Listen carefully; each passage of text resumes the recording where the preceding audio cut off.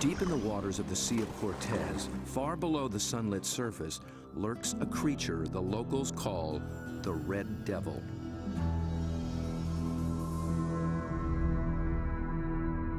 It is armed and dangerous. Its writhing limbs come equipped with 1,000 suckers, each full of flesh-tearing teeth. These devils come in the dark of night, rising from the abyss to within a few hundred feet of the surface.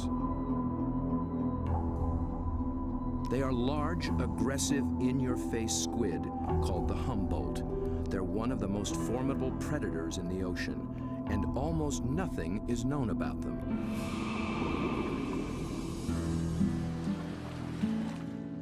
To cameraman Bob Cranston, the Humboldt have become an irresistible challenge.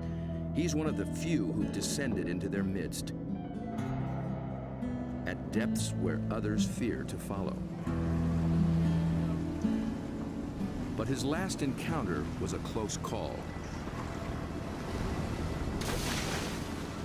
It was 3 years ago in these very waters. Bob's goal was to film these beasts up close in the open ocean. The usual white filming lights create a circle of light that acts like a wall, keeping the squid at bay. So Bob descended with red lights that diffuse almost immediately.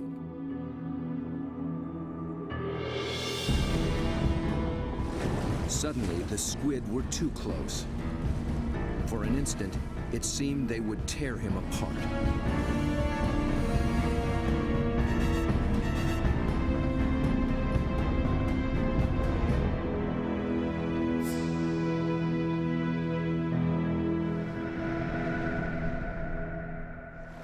It was an intense encounter that only fueled his fascination for the Humboldt. They came right for me with no fear. That got my adrenaline going. Suddenly, I was really interested in everything about these guys. I wanted to meet more of their kind. Squid and their relatives live in every ocean. Getting to know the family will take Bob on quite a journey.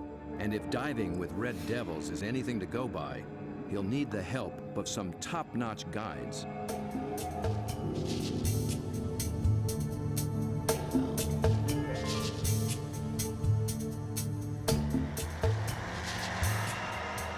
Bob begins his quest far to the north in the dark, cold waters of the Pacific Northwest.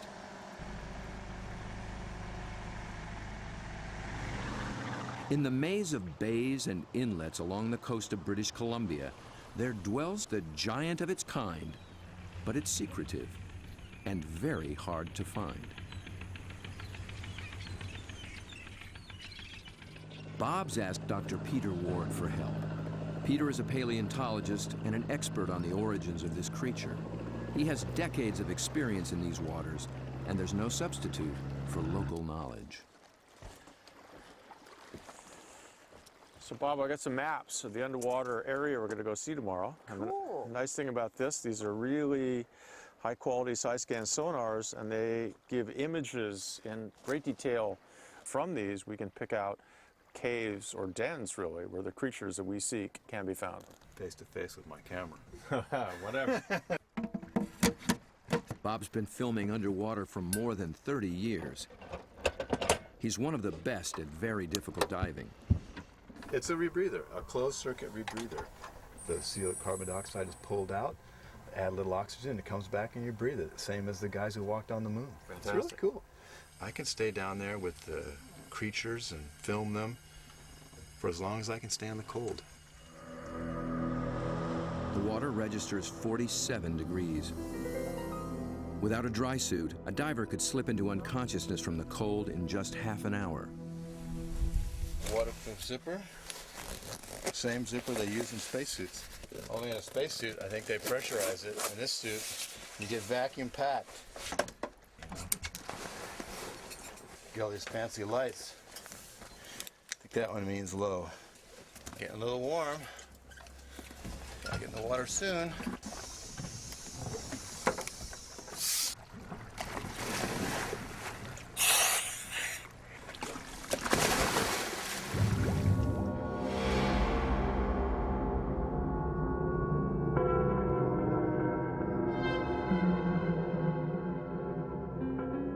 gloomy green depths are called the Emerald Sea, and although cold, they are rich in oxygen and nutrients.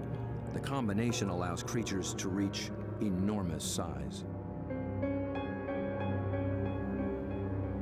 Down at 60 feet, Bob and Peter pick up a trail of broken and discarded shells. A dead giveaway. Something strong and very hungry has come this way, and often.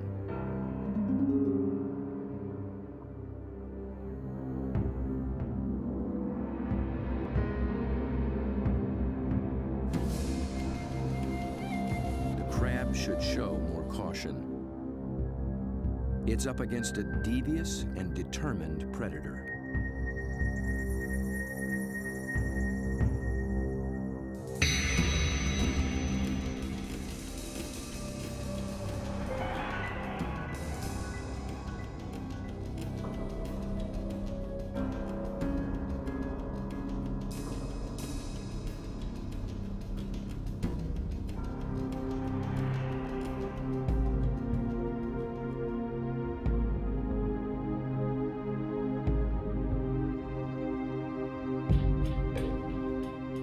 As Bob approaches, his quarry appears to have found him.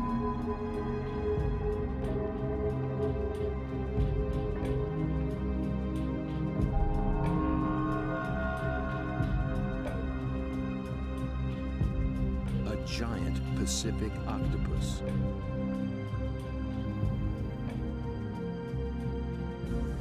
Eight arms of sinewy muscle lined with grasping suckers reach out and gently explore the strange intruder.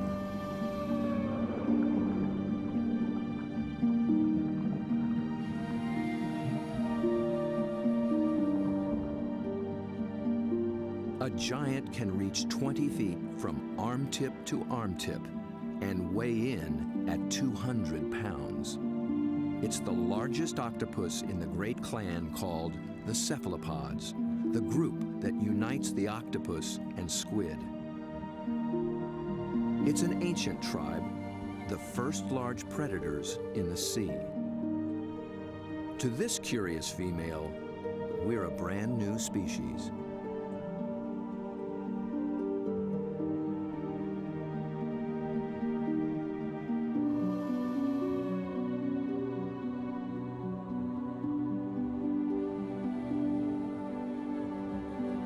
Cephalopod means head-footed, a good beginning in deciphering the octopus's amazing design.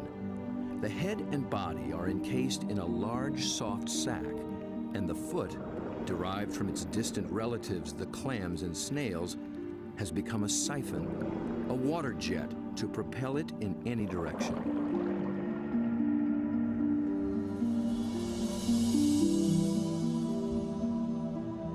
A long time ago, its ancestors wore a shell, but the octopus has given that up. Yet for creatures with such tasty flesh, the lack of protection presents a problem. The cephalopod solution? The most extraordinary skin in the animal kingdom. In an instant, it can change color, pattern, and texture. And with no bones to confine its shape, the creature can virtually disappear.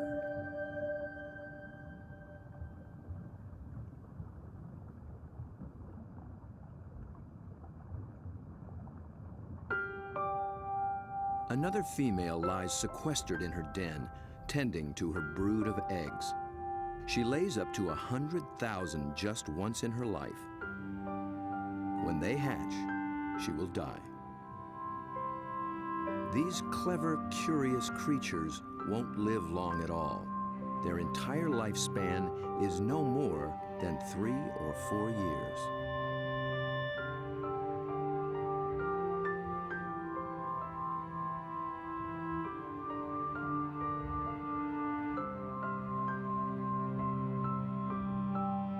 The transparent babies are no bigger than a grain of rice, but within a year, they'll be giants.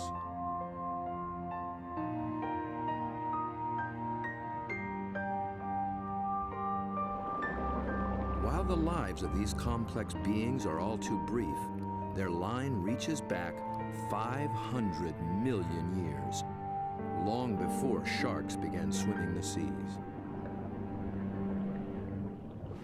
This would be a great spot right in here. Peter Ward has spent 35 years delving into cephalopod family secrets. He's brought Bob to a special outcropping of rocks. They were once well submerged in a much warmer sea and still hold a record of that long ago time. Fossils are found in these rocks, fossils of relatives of the octopus, actually. They're called ammonites. And how old are they? 80 million years in age. 80 million years. That's true. That is old. Back in those days, cephalopods made beautiful curved shells. And if you dig long enough and hard enough, you can find some beautiful stuff. This is an ammonite. It's a fossil that is actually the direct ancestor of octopus. So this is an ancient cephalopod. It's related to the chambered nautilus, so the tentacles sat here and swam about. A shell is a mobile home and a defense against predators, but it's so cumbersome it makes swimming difficult. Of the almost 1,000 kinds of cephalopods alive today, only the nautilus still wears one. It's a living fossil, puffing along the reefs of the Indo-Pacific as though nothing has ever changed.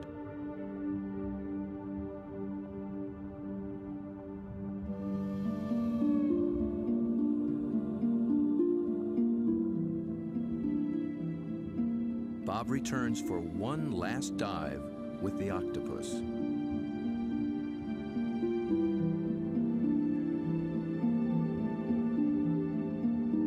I couldn't resist bringing her a treat. All cephalopods are carnivores, and they love crabs. This creature actually reached out to me. I could sense her interest, her intelligence. I could see it in her eyes. There's something about the eyes of these animals just draw human observers in, and especially with the octopus and the cuttlefish, they definitely make visual eye contact with you and maintain it. Dr. John Forsyth studies these creatures' amazing physiology and complex behaviors. And I've come in and played games with octopus where I'll duck down and they'll raise up and look at me, and then I'll raise up and they'll duck down, and this will just go on for 15 or 20 minutes. Like this guy, I can barely see him over there, but when I look up, you know, see, he's coming up. Because I think they look for our eyes. I think they try to make contact with our eyes as well. And I think that's what draws us into watching these animals. Whereas a fish, sometimes I look at a fish and I'm not sure where it's looking. They just have these blank, cold stares. But with a cephalopod, it's really never like that. At the National Resource Center for Cephalopods in Galveston, Texas, John maintains quite a collection. There are several kinds of octopuses, a school of small squid, and another relative, the cuttlefish. For John, the eyes of a cephalopod are not just the windows to its soul. They tell you a lot about how the animal lives. The octopus has a rectangular pupil that captures light reflected off the sea floor. Squid's large round eyes are adapted to seeing darting prey in the twilight of the open ocean. Cuttlefish dwell in both worlds, and their complex eyes can actually change shape to accommodate their travels.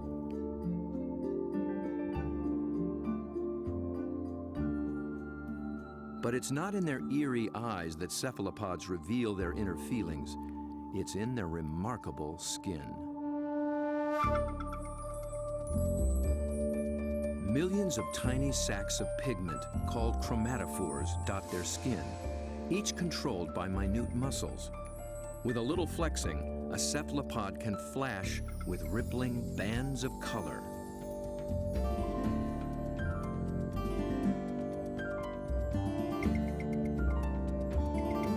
Any sort of excitement, danger, desire, aggression, passion and their skin lights up.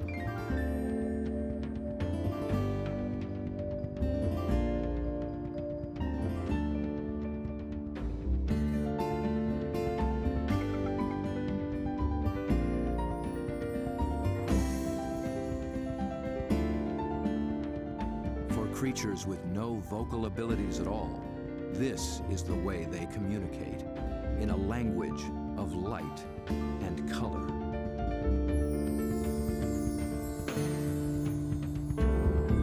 And like an octopus, a cuttlefish can transform its texture, matching its surroundings, hiding in plain sight. Given their camouflage capabilities, it's no wonder we're still learning just how many kinds there are.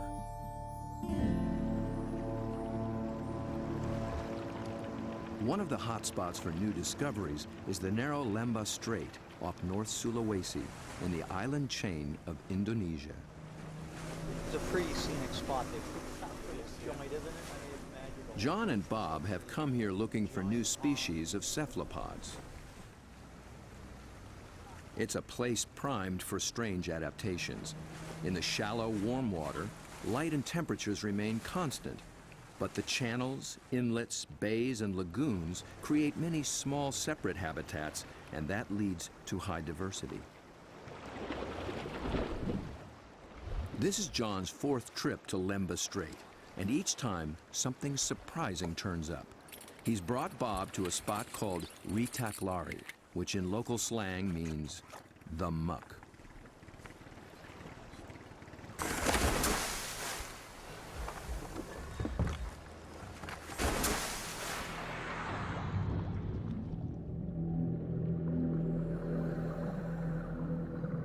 At first glance, it's a vast, flat disappointment.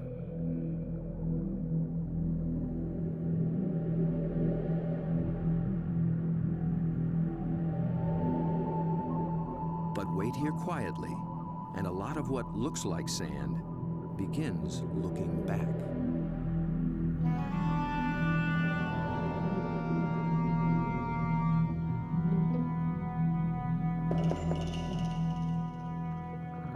From the still of the muck to the roaring straits, a lot of effort goes into not standing out. Drifting reeds are actually floating razorfish. And the end of a few branches turn into ornate ghost pipefish.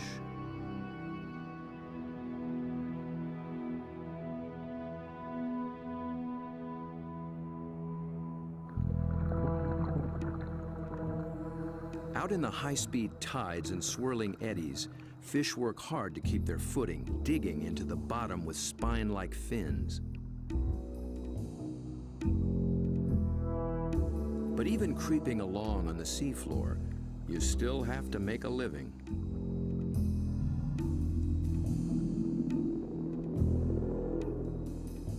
A harmless-looking weed rolling in the current is a hairy frogfish trolling for a meal.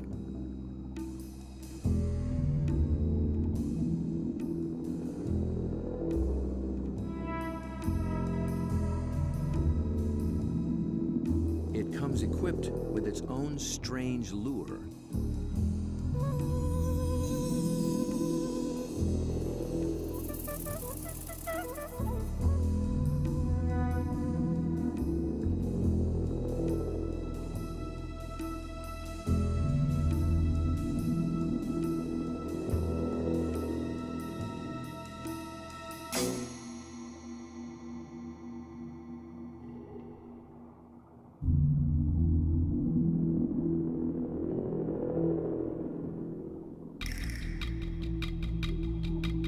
The sand offers the best retreat, but the crab has already been spotted. A marginated octopus is the perfect little predator here. Good camouflage, good eyesight,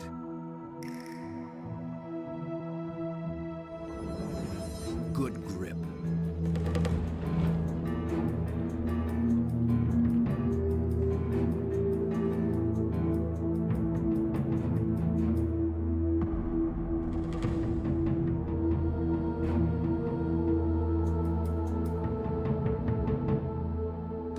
big-bodied octopus has one more weapon up its sleeve to subdue the crab's claws: venom. It finds a chink in the crab's armor, injects a neurotoxin, and the struggle is over.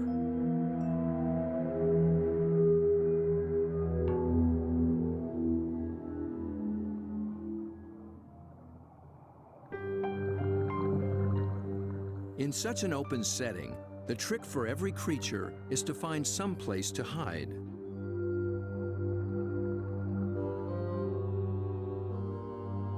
An octopus fits in just about anywhere, and John finds one tucked into a piece of discarded pipe. Perhaps there is something in cephalopod memory that recalls having a shell. Bob and John find this little octopus ambling along with a dark brown bottle tucked under his arms. The bottle turned out to be his home, and he took it with him everywhere. So I thought I'd offer him a new fancy place and see if he's interested in trading spaces.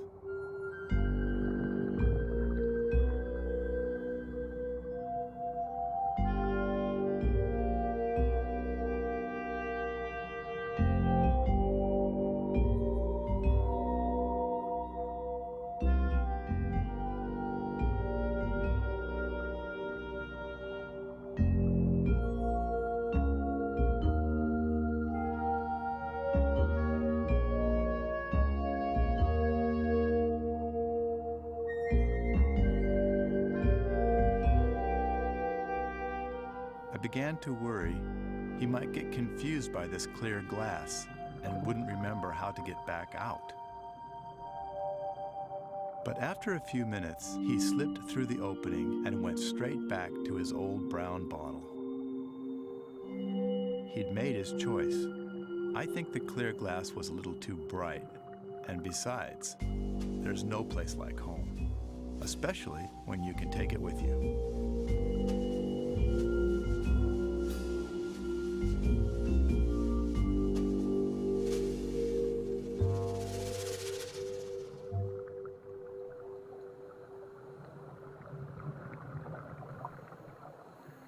In the husks of old coconut shells, they find the pearl-like eggs of one of John's favorite creatures. It's a tiny cuttlefish that's seldom seen after it hatches. It remains so small and well camouflaged that it takes great practice to find it.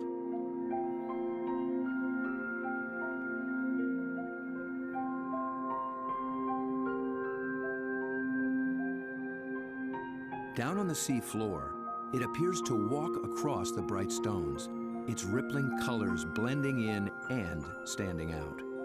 It's called the flamboyant. The flamboyant cuttlefish is really in a class by itself, even among cephalopods in a lot of ways. First of all, the vibrant, dynamic, bright colors, the brilliant yellows, the magentas, the pinks and browns. It adds on top of that these passing clouds of color as it's stalking, looking for prey. And of course, that's happening in living skin.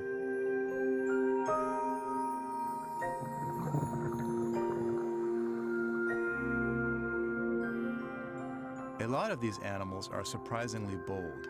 The flamboyant actually seems to like being under the lights. It begins hunting as soon as we start filming.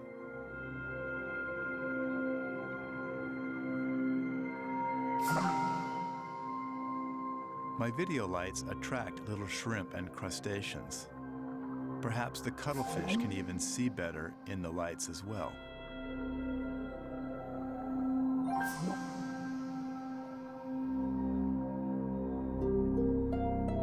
It's only when John sticks out an enormous hand that we see the scale of this little hunter. Next to a 6-foot Humboldt and a giant octopus, it's hard to believe it's one of the family.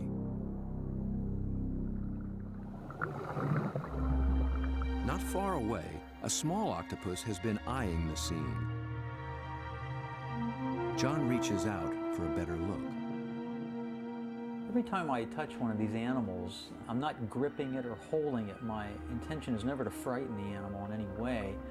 However, I am trying to keep it close to where I can get a good look, but at the same time, the animal knows at any moment it can get away if it wants to.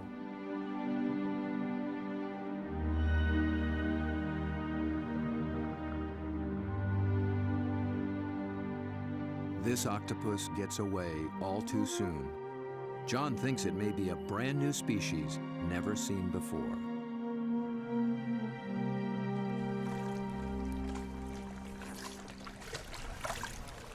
I don't know, Bob. I'm not sure what that is, but it could be a new one.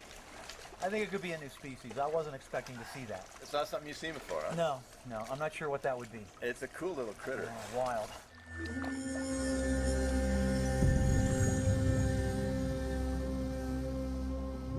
The waters of Sulawesi are full of new discoveries, and one is an octopus designed with a special brand of disguise. It lives in the same waters as the banded sea snake, whose bold stripes announce its potent venom.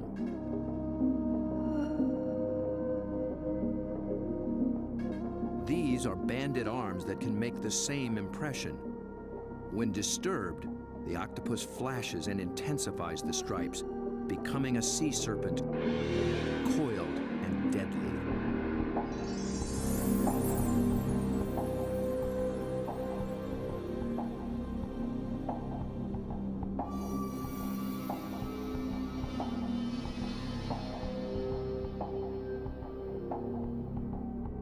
The creature has not yet been named by science, but it is known to be a fraud.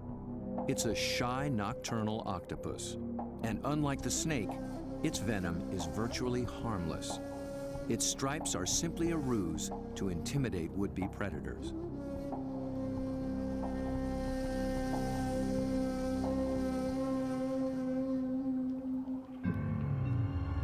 The real killer is a delicate, jewel-toned creature, the blue-ringed octopus.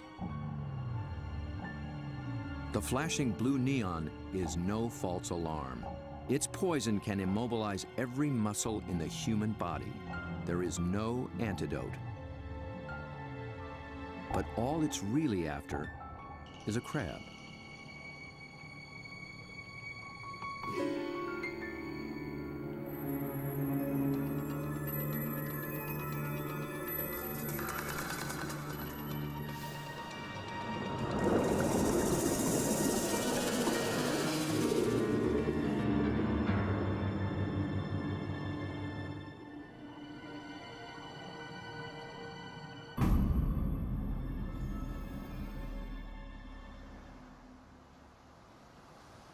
The blue-ringed is notorious along the coast of Australia, but it's one of Dr. Mark Norman's favorites. As curator of marine invertebrates at Museum Victoria, his fieldwork in all 7 seas has revolutionized what we know about cephalopods. It's really hard to estimate how many species of cephalopods, or in particular octopuses, we have worldwide, because we're still in the period of discovery. They thought there was about 100 species of octopus in the world, and we've found 150 new species in the last 10 years through the Indian and Pacific Oceans and Australia and up through Asia. And these groups of animals, it's not hard to find new species. Almost everything we touch is new.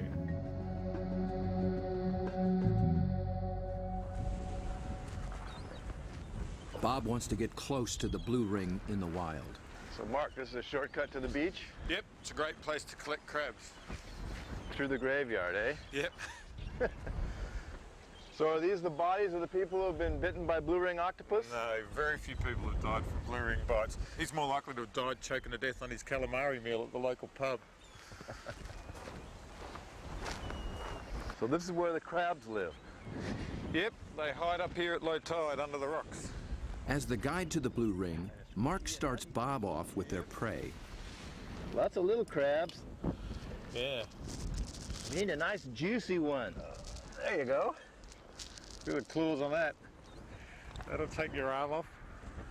It's an ironback crab. You can appreciate why the octopus has to get rid of the crab's claws as quick as possible. Knock them out. When the octopus bites them, it actually goes for those soft gaps in the junctions, like the elbows where the the armour's a bit thinner, or else they bite them right on the eyeball, and the poison goes straight down the eyeball and into the brain. So they end up paralysing the animal instantly and putting these claws out of action.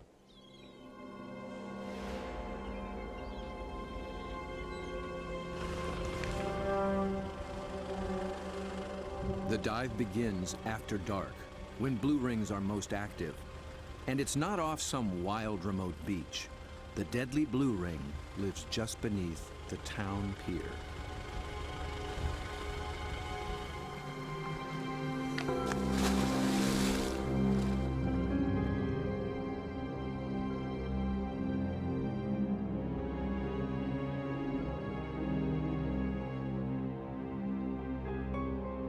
Blue ring octopus are an extremely venomous animal, and if I was to be bitten, I would probably be dead within 3 minutes. Your body would start stiffening up and you'd lose the capacity to breathe, you'd lose the capacity to wave or walk or run away, you'd run out of oxygen and you'd suffocate. But these little animals are really shy, really secretive, and the last thing they want to do is attack humans. They don't eat humans, they don't drag people out of their cars and drag them down the beach. They just feed on crabs. But tonight, not even a crab could catch its attention. This is a male, and he's just found a female. 2 wild blue rings are preparing to mate.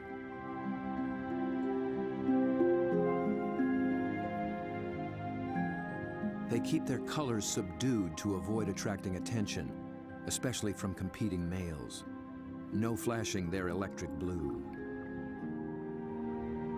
A temporary aquarium helps Bob film what happens next. After a few minutes of courtship, the male gently slips a special arm into the female's gill slit. He's depositing a packet of sperm, which she will use later to fertilize her eggs.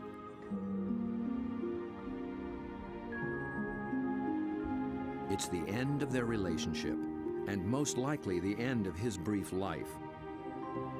That was all he needed to accomplish. Just beneath the very same pier is another cephalopod almost never seen in shallow water. New research finds that they too pack a poisonous punch. But their bright little stripes have earned them a harmless nickname, the pajama squid. I think these cephalopods are the closest to the cartoon characters. Their little black and white suits and their little frilly lashes behind their eyes and the yellow on the top of the eyes. They're just straight out of a comic book.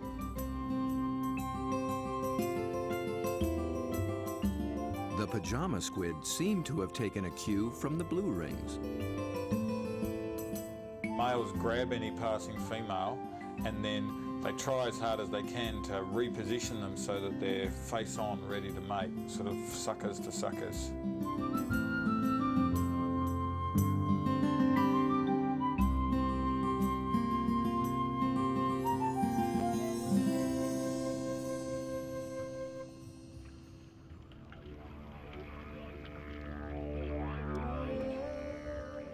The mating season is also picking up off Australia's southwestern coast. In one small bay, giant cuttlefish have begun to assemble. They leave deep water and enter the shallows once a year for 3 to 4 weeks.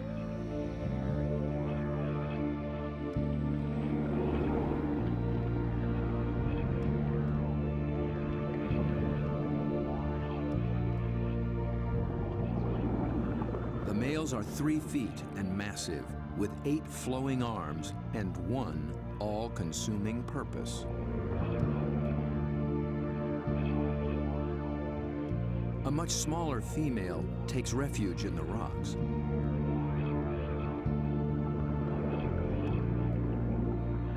The males waste no time taking on their rivals.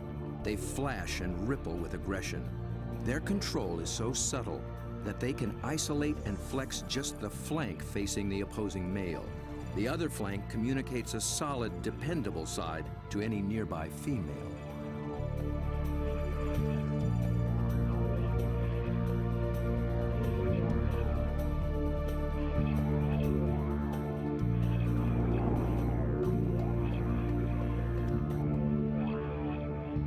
One male has claimed her and takes possession. He'll guard her now, keeping her beneath him until she is ready to lay her eggs. Jules, you around here somewhere?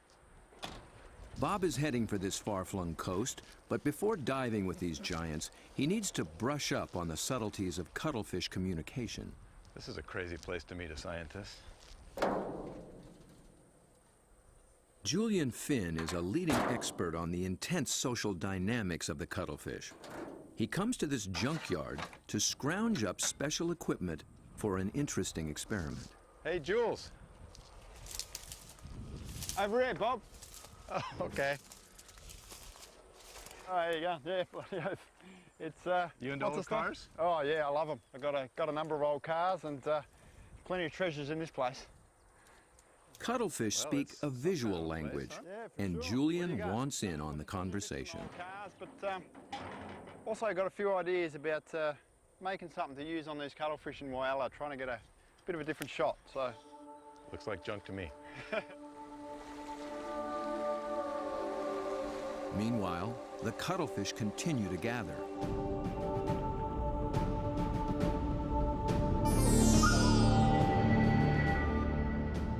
Their complex communication escalates into a kaleidoscope of colors. Opponents toss each other in the rolling tide, and things start getting rough.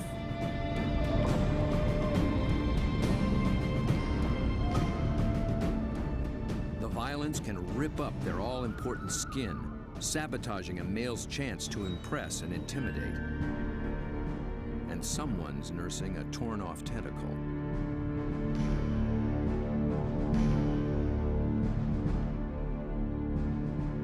In a temporary standoff, a large male guards his female from two other heavyweights, while a little male, too small to take seriously, hovers on the sidelines.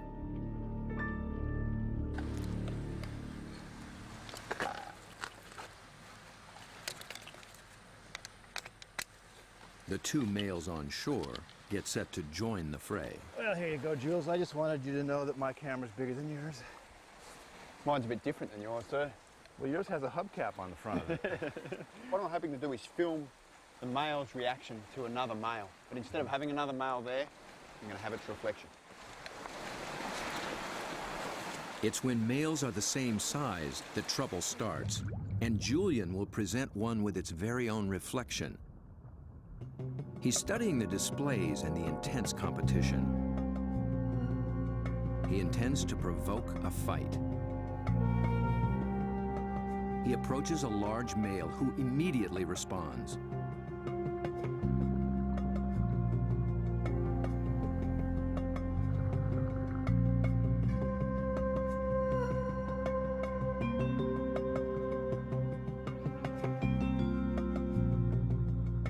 The cuttlefish becomes increasingly absorbed with his own image, but instead of a conflict, the story takes a surprising turn. The small, unimpressive male has sneaked in and begun mating with the unguarded female. He's not signaled, nor flashed, nor dazzled. He simply grabbed the female for his own, making every attempt to look as much like her as possible.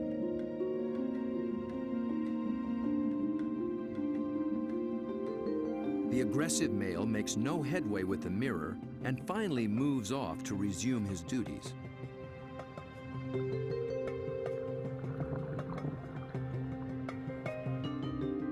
But he's still distracted, still flashing, and doesn't recognize that his female is mating right under his nose. The little male looks so like another female, he doesn't see the threat.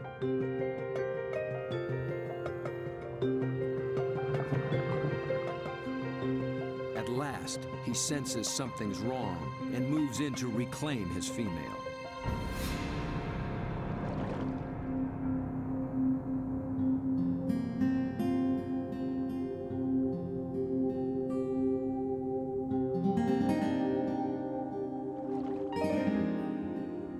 To re-establish their relationship, he presents her with the gift of a crab.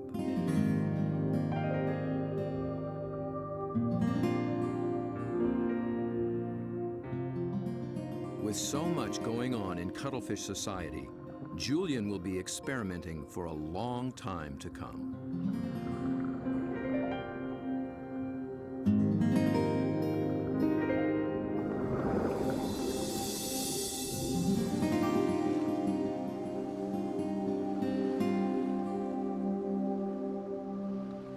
Julian's attempt to interact with the cuttlefish and crack their code has given Bob a daring but dangerous idea. Deep in the waters of Mexico, the mighty Humboldt squid flash their own mysterious signals, and Bob is determined to dive with them again. He intends to engage these aggressive predators by imitating their behavior with a display all his own.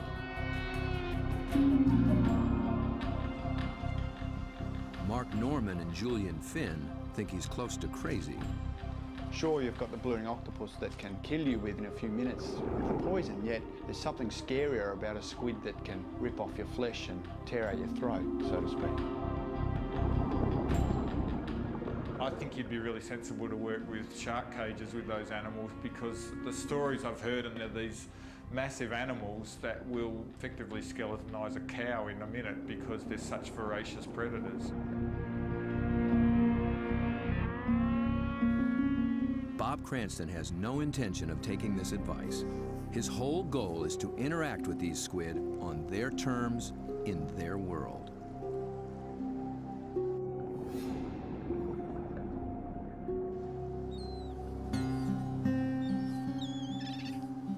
In the small town of Santa Rosalia, on the edge of the Sea of Cortez, being a fisherman takes a certain courage.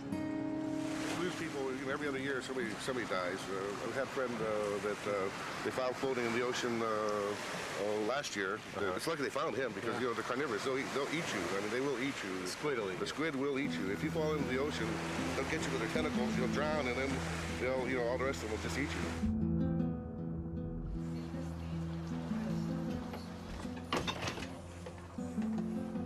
Despite their dread, these fishermen face the Humboldt on a nightly basis. Bob will need their help if he hopes to find when and where the squid are rising.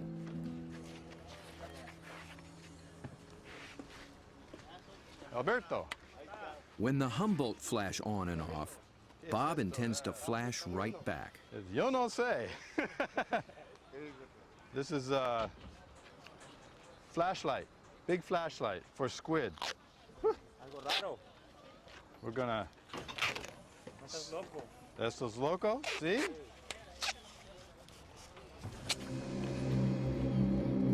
Bob knows perhaps better than anyone just what Humboldt are capable of.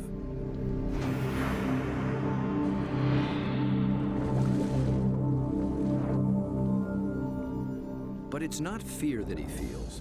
It's an intense fascination for such alien creatures in a world so different from our own.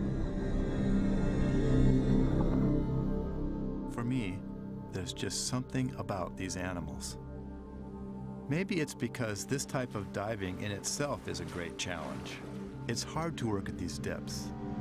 I've managed to go down and physically touch these fantastic creatures, but somehow they're the ones that have taken a hold of me.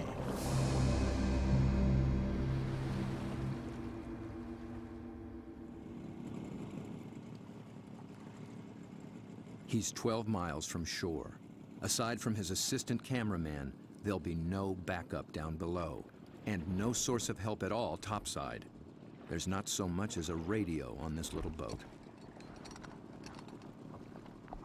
These are small boats, it's a big ocean. There's a language barrier between me and the fishermen who think I'm crazy to dive in the water anyway. If I disappear and drift away from this boat, the fishermen will just think the squid ate me and they won't even bother coming to look for me. Yet Bob has confidence in his own experience and in his plan. I've made up this light tube and filled it with strobe lights. The idea is that the Humboldt squid flash for communications. They flash at each other, they flash at the divers, and so I hope to elicit some kind of a reaction from these animals with this light tube.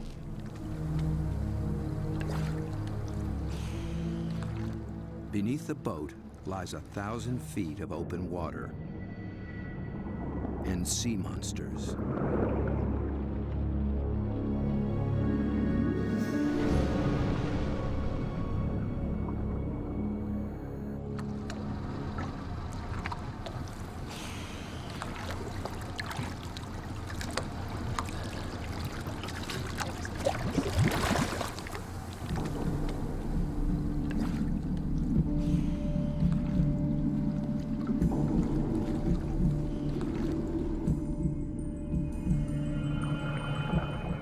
Descends, his homemade lightsaber a beacon in the utter darkness.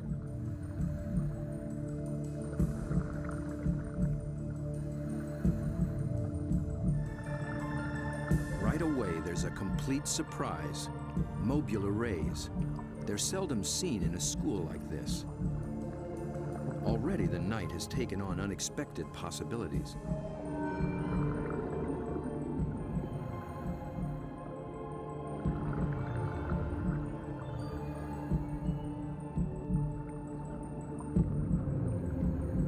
With his depth gauge reading 150 feet, Bob figures he's in squid waters. He powers up.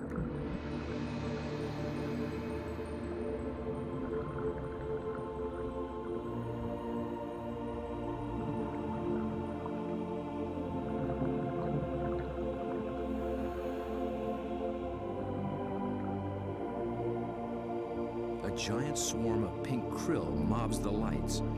Suddenly, Bob's in the middle of a midnight feeding frenzy.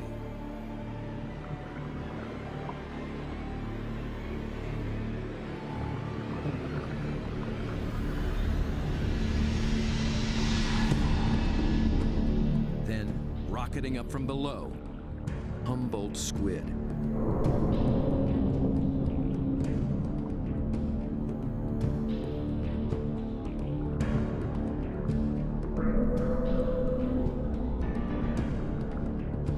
Flashing red and white. Bob tries to get clear of the krill into better visibility. And he's caught the squid's attention.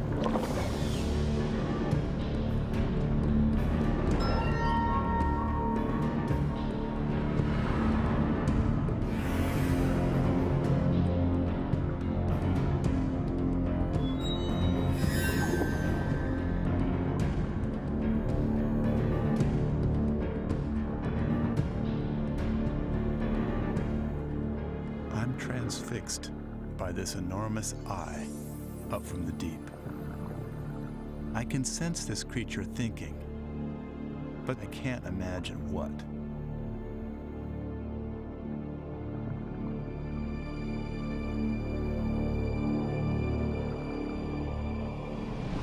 A minute later, contact. The squid grabs hold, testing the light the only way it can.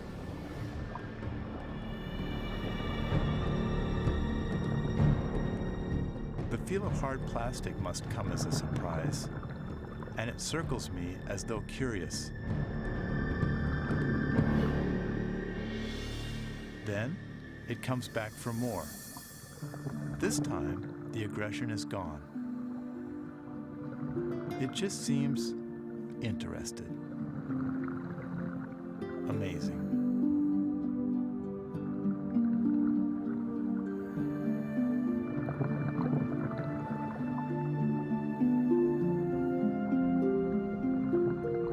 Play for a moment.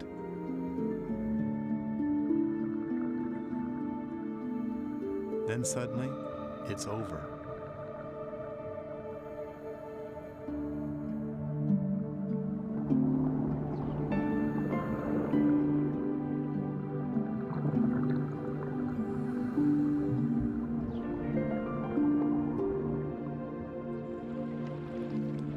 The fishermen are relieved just to see me alive.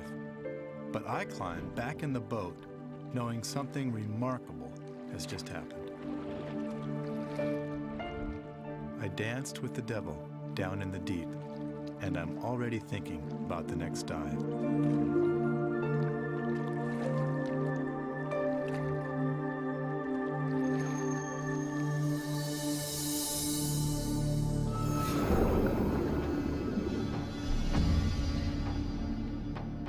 certain that Bob will return to dive again with the mysterious Humboldt, perhaps with a new strategy on how to make contact. He's just at the beginning of this extraordinary quest.